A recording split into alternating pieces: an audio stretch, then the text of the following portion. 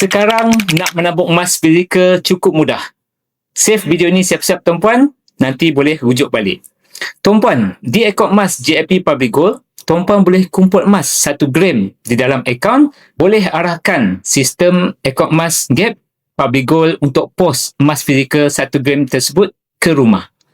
Akaun emas GAP tuan-puan bukan sekadar nombor, ia hanyalah tempat transit sementara kita gunakan untuk kumpul gram emas sikit-sikit. Kumpul gram, tukar jadi item emas.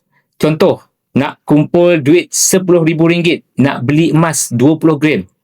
Tak capai RM5,000, mungkin duit tersebut dah terkorek balik.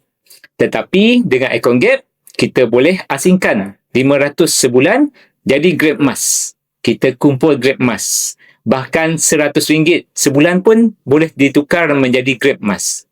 Jadi tuan-puan, bila mana kita kumpul duit, rasa nak berbelanja. Tetapi bila kita kumpul emas, rasa nak kumpul lebih banyak. Itulah istimewanya emas. Jadi tuan-puan yang nak gunakan akaun GAP untuk memiliki emas item besar di Public Gold, boleh rujuk di profil saya untuk cara bermula ataupun isi saja di beg biru. Dulu ragu, kini tahu, jom mulakan simpanan emas.